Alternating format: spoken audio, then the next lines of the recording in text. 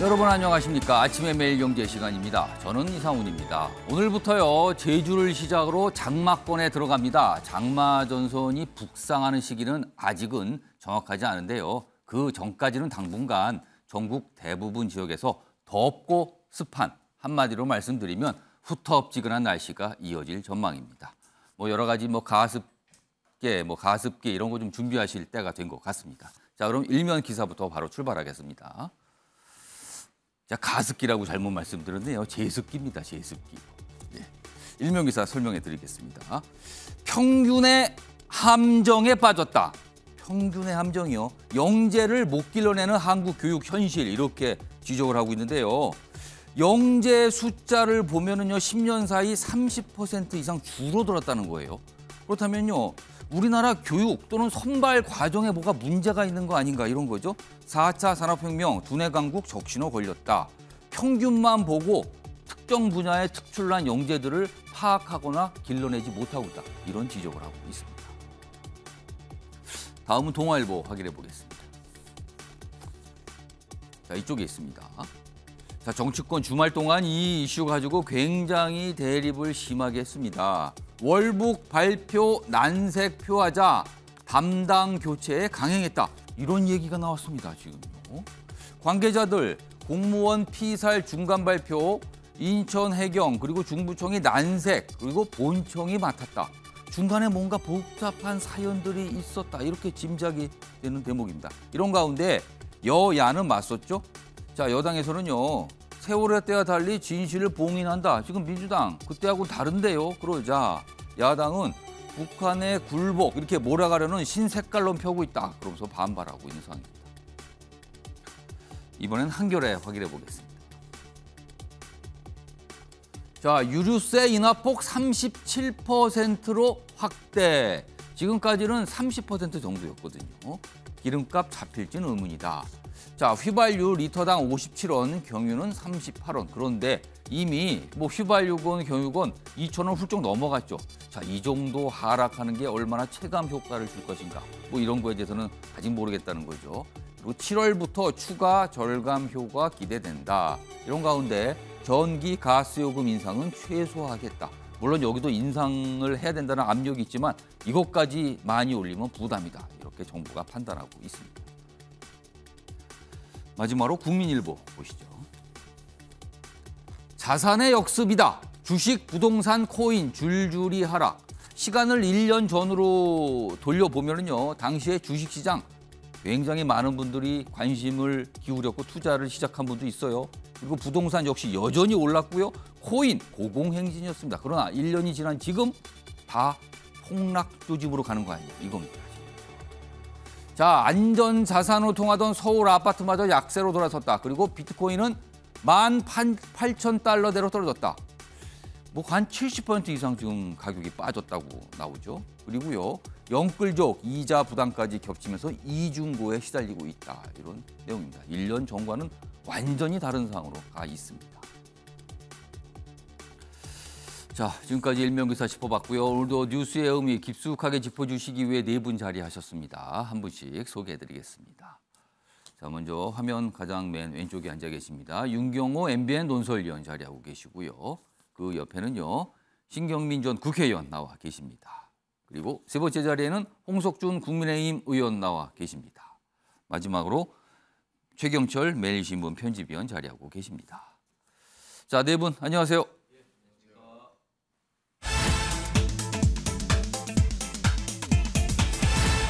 자, 아침의 매일 경제 첫 번째 이슈 키워드로 확인해 보겠습니다. 첫 번째 키워드입니다. 북로남불 대 신색깔론. 그러니까 이게 다 새로운 표현이에요. 색깔론인데 앞에 신이 붙었으니까요. 새롭다는 거고요. 위에는 북로남불이요. 내로남불이 아니라 북로남불이라는 표현이 등장을 했습니다. 여야가 지금 이렇게 맞서는 상황을 키워드로 준비했습니다. 자, 그럼요, 기사 두 가지 먼저 확인해 보겠습니다. 첫 번째 보시죠. 자, 야당, 국민의힘도 월북 인정했다. 2000년 당시 상황에 대해서 다시 얘기를 꺼내면서 당시 그쪽도 인정했잖아요. 이렇게 질문을 던지고 있습니다. 그런데요, 여당은요, 지금 민주당 행태를 보니까 북로남불이다. 그러니까 이게 한마디로 말하면 북한 쪽에 뭔가 자꾸 두둔하고 남쪽에 관련해서는 좀 다른 모습 아니냐 이렇게 또 평가를 하고 있습니다. 좀 더 보죠. 자, 이른바 이 서해 공무원 피살 사건 이거 놓고 갈등이 격화되고 있습니다. 우상호 민주당 비상대책위원 그리고 권성동 국민의힘 원내대표가 지금 뭐 정면으로 맞서면서 충돌하는 양상 주말 동안 보였습니다. 다음 기사 좀 보시죠. 이 기사의 제목을 보시면 공통점이 문재인 전 대통령이 등장하죠. 양 정당에서 나오는 어떤 주장, 입장들을 소개를 했습니다. 자, 여당, 이거 월북 공작이다. 문재인 전 대통령이 답을 하라. 이렇게 겨냥을 하고 있고요. 야당은요, 이거 문 전 대통령 죽이려는 신색깔론 또 들고 나왔다. 이렇게 반발합니다. 아래로 가죠. 여기 있습니다. 역시 이제 두 명의 인물이 나오죠. 권성동, 우상호. 각각의 뭔가 주장을 하는데요. 자신들과 북한 두 곳만 항상 뭔가 예외다. 그렇게 뭐 민주 인권 외치더니 예외다. 그자 우상호 친북 시욱이다. 그리고 이게 지금 공무원 이 관련 사건 재조사보다 민생이 심각한데 지금 뭔가 자꾸 다른 쪽으로 가고 있다. 이렇게 반발하고 있죠. 뭐 이런 상황입니다. 그리고 이준석 국민의힘 대표는 민주당을 겨냥해서 특히 우상호 비대위원장 발언 관련해서 과거 세월호 때 그 모습과는 너무 다른 거 아닙니까? 이렇게 또 반발하는 목소리도 냈습니다. 자, 그럼요. 이와 관련해서 우상호 민주당 비대위원장의 목소리 들어보시죠. 이 첩보 내용은 당시에 국회 국방위나 국회 정보위원회에서 여야 의원들이 다 같이 열람했습니다. 지금 여당 의원들도 다 보고 월북이네 이렇게 얘기한 적이 있습니다. 제가 그걸 다 알고 있습니다. 어떻게 이런 내용을 정쟁의 내용으로 만듭니까? 민생보다는 뭔가 친북 이미지, 뭔가 북한에 굴복했다는 이미지를 만드는 소위 신색깔론적 접근이다. 이렇게 저는 규정하고 있습니다. 이 정보를 까면 대한민국의 어느 첩보기관이 어떤 루트로 감청을 해서 북한 군의 어떤 정보를 빼냈는지를 알게 됩니다. 북한이 알게 됩니다. 정말 무책임한 일이라고 생각합니다. 자, 이렇게 뭐 반발을 하고 있죠. 그러니까 갈래를 보면 이래요. 민주당에서 나오는 반발의 목소리는 이런 갈래가 있습니다. 일단 이거 색깔론이다. 그러니까 문재인 전 대통령 관련 그리고 문재인 정부에 대해서 뭔가 친북 이미지를 씌우려고 지금 나서는 거다. 그래서 정치적인 뭔가 득실, 이득을 얻어가려는 거다. 이게 이제 한 가지 갈래고요. 또 다른 거는 과거 정부 이때 다 봤다 이미. 그리고 국민의힘 쪽에서도 이거 월북 맞다. 그렇게 인정하지 않았는가. 왜 이제 와서 그러는가. 그리고 그 당시에 정보를 다 공개하면 이거는 우리가 북한 정보를 얻는 루트가 다 공개되는 셈이다. 그래서 안 된다. 이런 입장입니다. 지금요. 반면에요. 다음 화면 보시죠.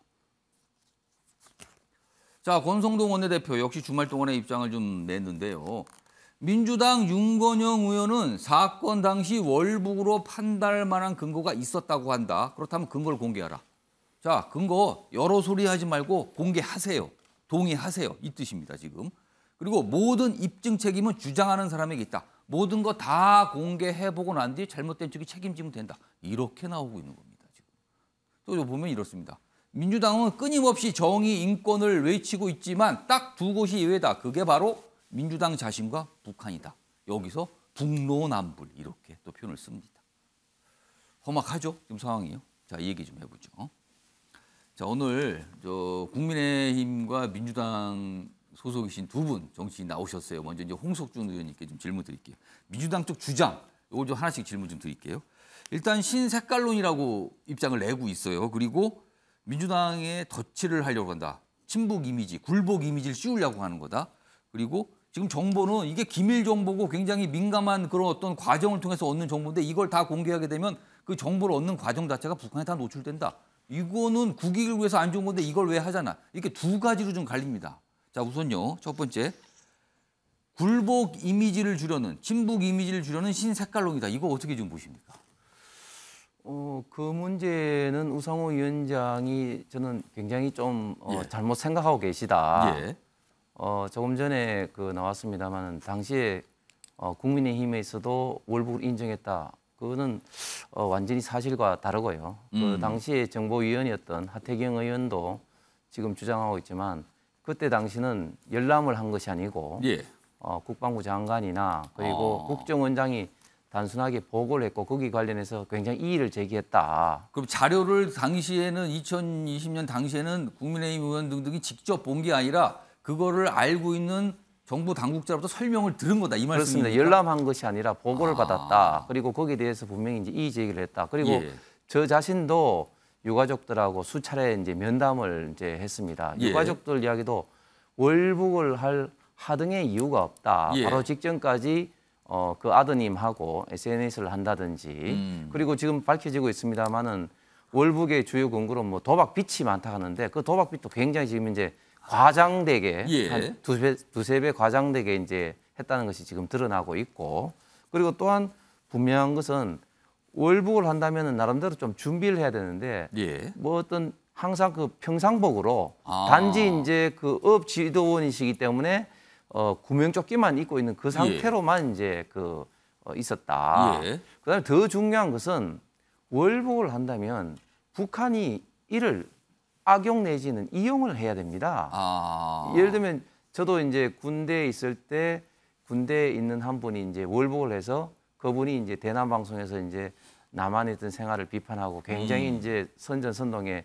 악용이 되었었죠. 예. 그런데 왜 그러면은 월북을 하시는 분을 북한군이 총살을 시키고 왜 그러니까 이른바 북한이 활용을 하지 않았는가? 그렇습니다. 그러니까 그 아무런 월북에 그때 당시만 하더라도 그때 당시에도 월북을 하는 이유가 없다. 예.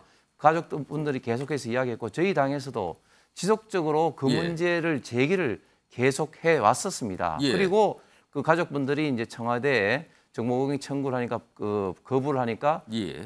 법원에 이제 소송을 제기했고 1심에서 법원에서도 공개해라. 그렇습니다. 이렇게 이제 결정낸 것을 이제 문재인 정부에서 이제 항소를 한 건데 저희 당에서는 그리고 지금 윤석열 정부에서는 당연히 해야 될 것을 지금 현재 하고 있을 뿐인 것이죠. 그리고 지금 우상호 비대위원장이 이제 정보 자산 이제 노출 우려를 이야기하는데 그렇습니다. 이게 뭐 과정이 다 노출되면 향후에 뭐 이른바 이제 슈민트 이런 게 다 무너질 우려가 있다. 이 얘기를 꺼냈어요.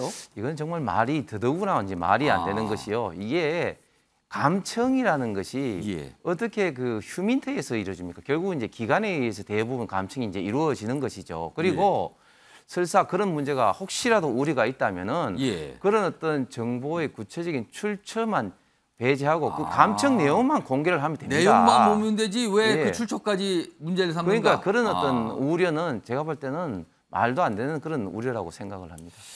자, 일단 우상호 비대위원장의 어떤 어제 입장 발표 그거에 대해서 이제 홍석준 의원께서 이제 국민의힘 입장에서 뭔가 좀 반박하는 이런 말씀을 좀 해주셨어요. 그러니까 이렇게 맞서고 있는 상황이에요 지금요.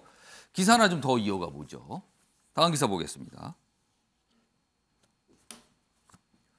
자, 해경 윗선 월북 판단 브리핑 지시했다. 일선에서 난색을 보이자 본통에서 맡았다. 그러니까 이게 지금 인용되는 말로 누군가 이렇게 얘기를 한 거를 제목에 싣고 있거든요.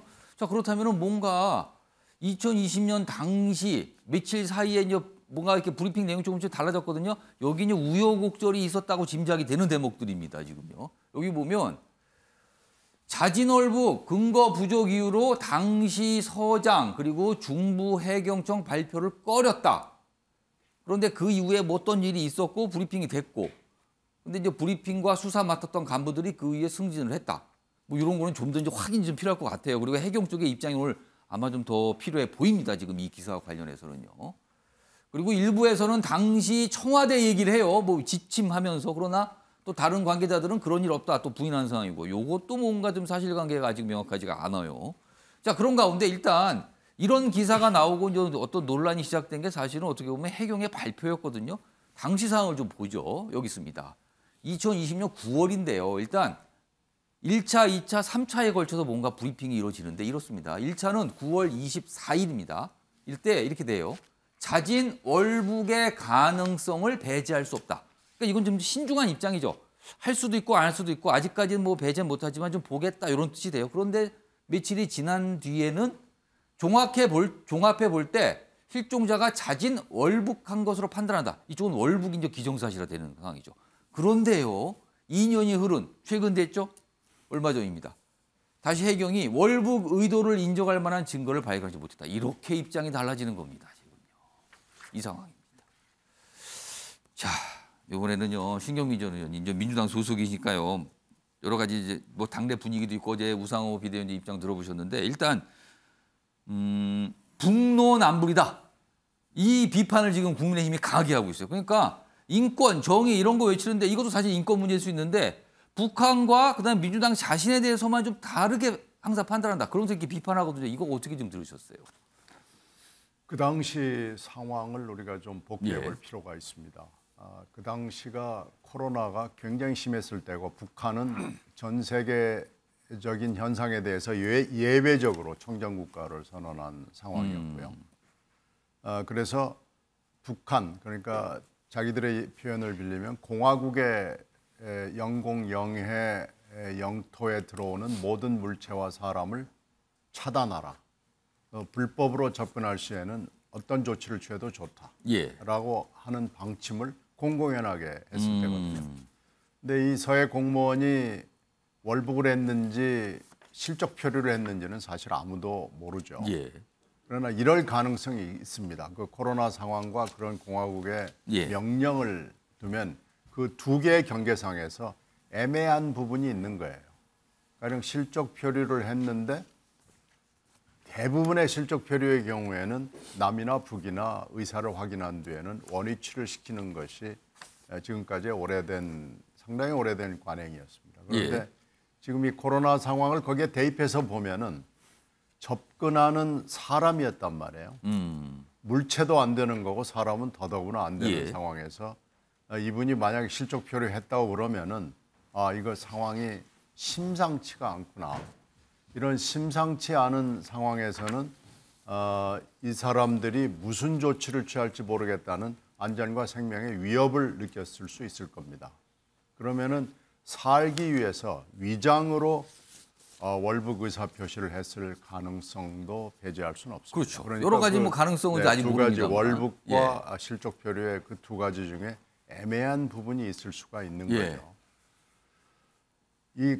그것을 보강하는 것 중에 하나는 상당히 오랜 시간 동안 5-6시간 동안 구조도 하지 않고 무슨 조치를 취하지도 않고 물속에 그냥 방치했다는 거 아닙니까? 그것이 그거의 방증이라고 볼 수 있는 거죠. 예. 그러니까 일선 중대 대대에서부터 시작을 해서 최상급 군대 기관까지 상급 예. 기관까지 조치를 취하지 못한 겁니다. 굉장히 오랜 시간 동안에. 근데 그런 시간 동안에 이분이 굉장히 신변에 예. 안전에 생명의 위협을 느꼈을 수가 있기 때문에 위장 월북 의사를 밝혔을 가능성을 배제할 수는 없다고 봅니다. 그런 게 뭔가 파악이 돼서 가능성. 그럼 또 한 가지 갈래는요.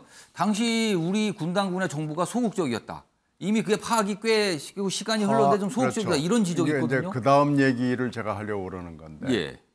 일선 부대에서부터 최상급 부대까지 여러 가지 통신 교류가 있었을 것이고 예. 이 통신 교류 중에 우리 정보 첩보기관이 체크한 게 있을 거예요. 근데 그걸 지금 다 깐다고 그러면은 예. 그것은 굉장한 우리 정보 자산의 노출입니다. 이것은 어떻게 보면은 우리의 정보 수집 능력을 송두리째 북한한테 보여주는 것이고 예. 북한이 아니 이것까지 들었단 말이야 내지는 이것을 어떻게 들었지라는 문제가 생길 수가 있기 때문에 이것을 송두리째 깐다는 것은 예. 뭐 우리 그냥 집안 곳간 내지는 뭐 뒷간까지 다 보여주는 겁니다. 그래서 이렇게 가는 것은 저는 맞지 않다고 봅니다. 그런데 예. 생명의 소중함은 예. 있거든요. 그러니까 이걸 그럼 어떻게 처리해야 될 것이냐는 굉장히 어려운 문제가 여기 있기 때문에 예. 이렇게 정쟁으로 간다 그러는 게 과연 맞느냐. 저는 그거에 대해서 매우 회의적입니다. 신경민 저는 이렇게 추가로 하나 더 질문 좀 드릴게요. 지금 저 국민의힘에서 특히 이준석 대표가 지적을 하고 있는 건데 지금 민주당의 모습을 보면 세월호 참사 당시에 보였던 민주당의 모습과는 너무나 다르다 지금. 어차피 사람의 생명이 달려 있고 어떤 사건이 발생을 하고 사고나 내지 사건 뭔가 참사가 발생한 건데 너무 대하는 태도가 다르다 이렇게 지적을 하거든요. 이건 좀 어떻게 좀 들으셨어요? 세월호하고 이 사건은 좀 성격이 다른 것 같습니다. 이건 금방 설명드렸듯이 한 국가에 더군다나 대치하고 있는 상대와의 정보 첩보 자산이 노출이냐 아니냐라는 중대한 문제가 있고 예. 세월호 문제하고는 좀 성격이 다른 거고요. 가령 이 문제를 저렇게 아무 책임 없이 무책임하게 막 서로 까발리기로 가는 것은 정치권이 그 여든 야든 해야 될 일이 아니고요. 다른 방법을 통해서 문제 제기를 해서 조그맣게라도 팩트가 확인이 되면 그 팩트를 가지고 싸워야지 이렇게 태도를 가지고 싸운다거나 주장을 가지고 싸우는 것은 지금 성숙해 보이지가 않습니다. 자, 일단 두 분의 말씀, 각각 이제 민주당에 소속되시고 그다음에 국민의힘에 소속되신 두 분 말씀 들었는데 쟁점이 점점 좁혀지고 있죠. 이 정보, 어떤 내용을 담은 그 자료, 지금 국가기록관에 있는 이 자료를 공개하는 부분, 지금 여야 합의가 안 되고 있는 상태인데 지금 두 분 말씀도 좀 약간 대립되는 상황입니다. 아마 이 지점이 또 첨예한 논쟁의 지점이 되지 않을까 싶은데요. 관련 기사가 좀 더 있습니다. 이어가 보죠. 자, 윤석열 정부 전 정권 전방위 공세를 펴고 있다. 그래서 그 공세 중에 하나가 이제 서해 공무원 피살 사건 요건데요. 요거에 더해서요, 지금. 여기 보면 문재인 정부 인사수사 거치에 압박을 하고 있는데 또 한 가지가 뭐가 있냐면요. 김정숙 여사 옷값. 이쪽으로 또 전선이 확대되는 거 아니야. 이 얘기입니다. 이게 좀 기억나시죠? 이게 전 문재인 정부 말기 동에 논란이 좀 됐었던 내용인데 옆으로 가겠습니다. 여기 설명이 돼 있죠? 여기 밑줄이 거 있습니다. 자, 지금 대통령실은 최근 서해 공무원 피살 사건처럼 전 정부의 정보 공개 청구 항소 사건 목록을 살피고 있다. 그러니까 어떤 정보 공개 청구를 국민들이 하거든요. 근데 그거에 대해서 문재인 정부 때 보면은 몇 가지 사안에 대해서 공개할 수 없다. 소송이 제기가 되죠. 그래서 1심에서 뭐 공개하라 했는데도 항소를 해서 불복을 하는 사항이 있었어요. 그거를 어떤 게 더 있는지 알아보겠다는 거예요. 그런데요. 지금 김정숙 여사의 옷값을 둘러싼 비서실 특별활동비 이거 역시 여기에 해당되거든요. 근데 이거를 살펴보겠다라고 밝힌 겁니다. 자, 그렇다면 이게 어떻게 되는 건가 이거죠. 최영철 편집위원, 이거 전선이 확대되는 겁니까 여기까지? 뭐 그런 모양새를 보이고 있는 것 같습니다. 근데 지금 우리 공무원 피살 사건에 대한 조사가 지금 확대되고 있는 것 새로이 그 국면을 맞고 있는 것은 피해 유가족들의 발언이 지금 굉장히 강합니다. 그들의 호소가 지금 강하기 때문에 진상 규명이 벌어지고 있는 것이지. 저는 국민의힘과 지금 정부가 앞장서서 저 진상 규명을 하고 있다고 보지는 않습니다. 그분들이 가족을 잃은 그 슬픔, 가족을 잃었는데도 월북이라고 낙인 찍힌 그 아픔, 이러한 것들이 그들을 너무나 고통스럽게 했고 그래서 그분들이 진상 규명에 굉장히 열심히 나섰지 않습니까? 그렇기 때문에 정부가 응답한 것이지 저는 저것이 기획에 대해서 전 정권을 공세에 나선 것은 아니다고 봅니다. 그리고 또 지금 뭐 이재명 의원에 대한 백현동 수사 그 부분도 감사원이 다 감사를 해서 수사 의뢰를 한 부분입니다. 그렇기 때문에 당연히 진상 조사를 해야 되는 거고요.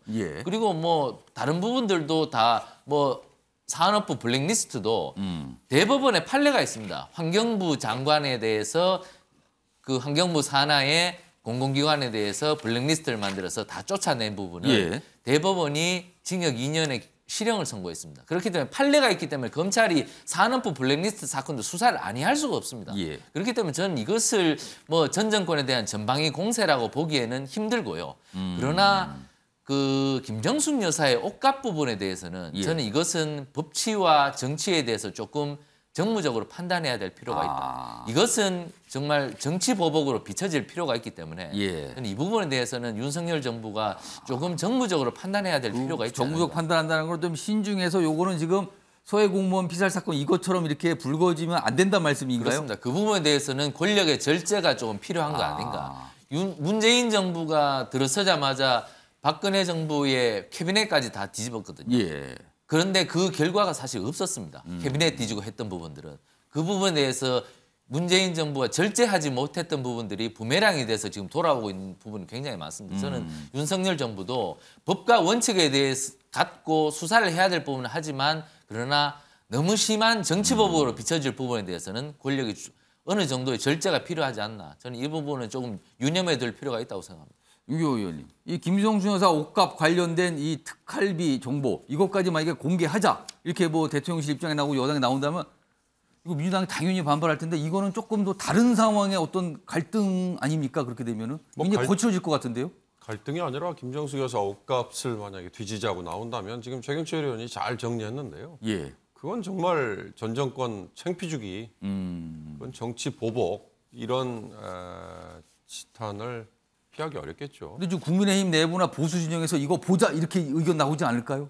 뭐 나올 수도 있겠죠. 그러나 이미 저건 법원의 행정법원의 시민단체가 제기한 문제에 대해서 행정법원이 1심에서 공개해라라고 일부 공개해라라고 했잖아요. 그렇습니다. 그러나 당시에 청와대 대통령실 문재인 대통령 주변 모셨던 보좌진 쪽에서 국가안보라는 얘기를 했지만 하여튼 특활비를 공개하는 거는 부적절하다라고 해서 일단 거절 내지는 뭐 이렇게 그렇죠. 안 하기로 한 거죠. 봉합을 한 거 아닙니까? 그리고 이제 그 항소를 한 거예요. 그런데 지금 상황에서 같은 대통령실이라고 해서 전임 정부의 담당자들의 일을 지금 대통령실에서 그럼 우리가 그걸 항소를 포기하겠다.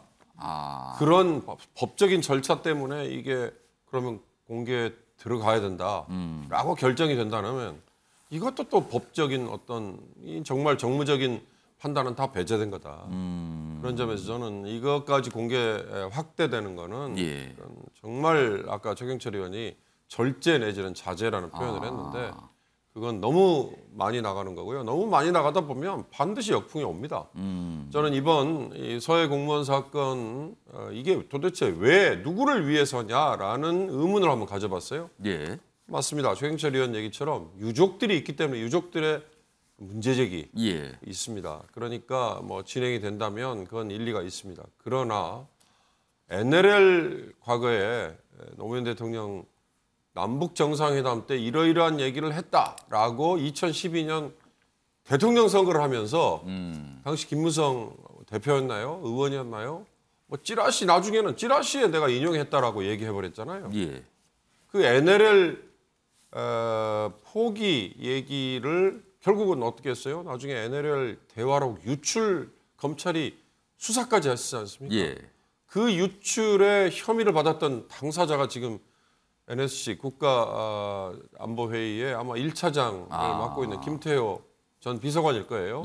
나중에 뭐예요? 검찰이 실컷 파보니 공소시효도 이미 다 임박했고 또 하나는 정황은 있는데 증거가 불충분하기 때문에 기소하지 않겠다라고 하고 말았는데 남는 게 뭐가 있었습니까? 아까 신경민 의원께서 지적하셨듯이 대북 관련 여러 가지 것들이 다 노출이 돼 버렸잖아요. 그러니까 북한과의 관계도 뭐 국가 간의 관계다 아니면 우리 내부의 문제다 뭐 여러 가지 관점이 있습니다만 정상에 나눈 얘기가 이렇게 정쟁 때문에 까발려져 버렸다.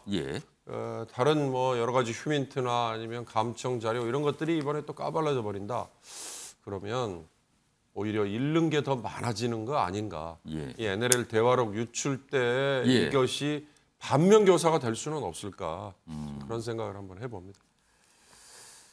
상당히 거친 대립이 지금 이 정치권에서 벌어지고 있는 겁니다. 지금요. 그리고 대통령실도 여기에 좀 뭐 관련이 돼 있는 셈이 됐죠.